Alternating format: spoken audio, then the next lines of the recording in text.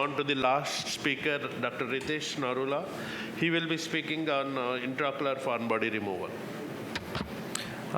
Good afternoon, and thank you AIOS for giving me this opportunity to present my work. I'll be talking about retained intraocular foreign body. Can I have my slides? Thank you.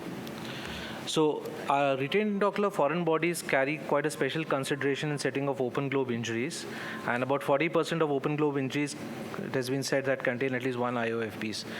And majority of these are work-related, happening in younger and productive members of society. These foreign bodies can be of various type.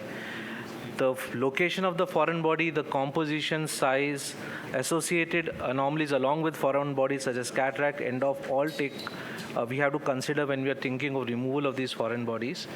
The techniques can be with the help of a magnet, intraocular forceps, or in a very anterior foreign body which can be approached through a scleral cut down. The method that we choose depends on one which is going to cause least amount of surgical trauma to the patient. I'm going to be highlighting a few techniques which I have used here through a video. Yeah, so this is first case of a metallic intraocular foreign body with endophthalmitis, a 37-year-old male patient who had a penetrating injury with end-off. So a complete vitrectomy is possible, if possible, to an extent possible. PVD induction was done in this case, and the foreign body was identified and freed from all vitreous adhesion. That's an important step where you want your foreign body to be free. Also, if you're going to take it out from the port, you want to make sure that there is no vitreous in that area as you're taking this foreign body out. You don't want the foreign body to get stuck in your port. That's a magnet being used. You pick up the foreign body, align the vertical axis of the foreign body with the axis of the magnet. The incision which you're going to be using to take it out, it has to be large enough to allow us easily for the foreign body to come out. What happens if you don't give a large enough incision, as was in this particular case, wherein I erred on the size of incision, the foreign body was pretty large, then you're going to have the foreign body getting stuck at the port size site, because the scleral incision may look large enough, sometimes the choroid is not cut enough inside. You enlarge the incision further and then allow for the foreign body. So whatever you are feeling is the size of foreign body, try and be a little large with your incisions if you are going to be using a scleral incision or your port area to get the foreign body out. Alternatively, if you have sacrificed the lens and you are not going to be preserving the lens, in those cases, you can use a corneal incision to get the foreign body out. This is a video wherein I'll be showing a two-hand kind of a technique where you do a vitrectomy, free the foreign body. I'm making a corneal incision. This is the site which I have chosen is going to be the one which is going to be directly opposite to the magnet which I'm going to be using to pick the foreign body up from the surface. I enlarge my port.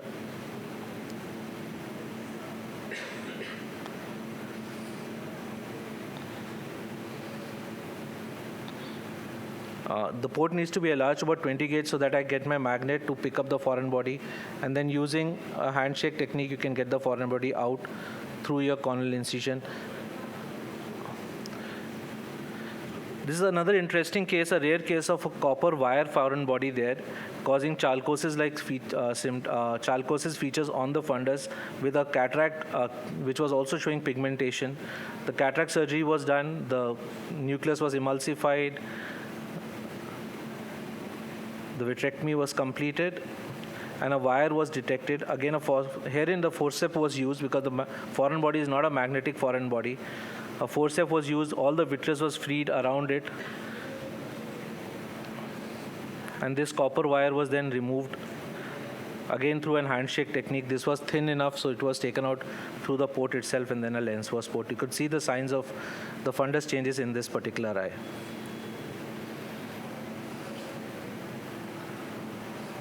Post-operatively, this patient did well to 6/12 vision.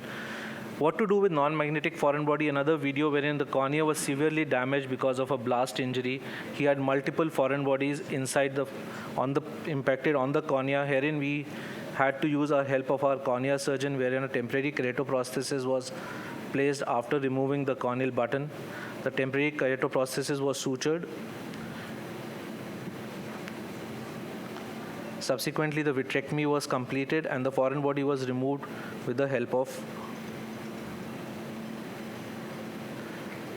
So this is a keratoprosthesis being secured in place. The AC is formed. The vitrectomy is completed.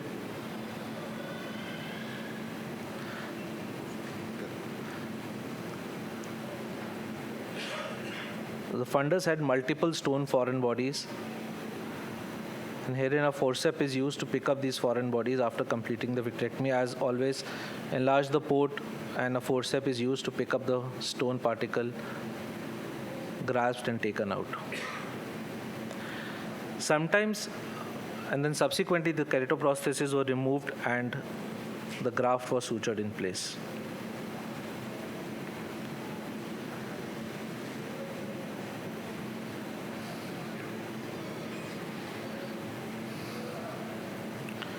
This is a post-operative picture of the same patient. Sometimes you may encounter real large foreign bodies which are not easy to grasp either with forceps, and if they are non-magnetic, things become even more difficult, as in this particular case. This was a case of a large wooden foreign body. Sorry. Oh.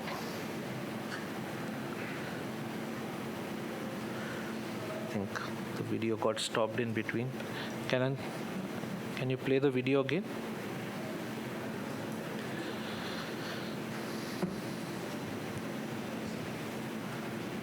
Yeah. Is it possible to drag it to the last video? Last minute of your presentation. So sometimes the large wooden foreign bodies, it's difficult to take them out with the help of magnet and forceps. So what did you use? You can tell So that particular one we used PFCL to Float kind it of up. stabilize the float, the posterior pole.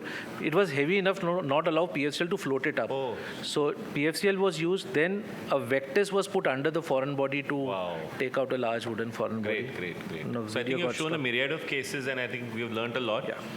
And thank you very much for your Thank you, and I would like to invite you all on 18th and 19th May at LVPI for our POSS 3 meeting. Welcome you all there. Thank you. Thank you. We have come to the end of the session 3, and we will be going to start session 4. But before asking the next session chairman to come over, I thank Dr. Ajay Dudani, who has contributed a lot, and the rest of the panel for staying for the whole session and a lively discussion, and all the delegates who have actively participated in this session. Thank you very much. Thank you very much.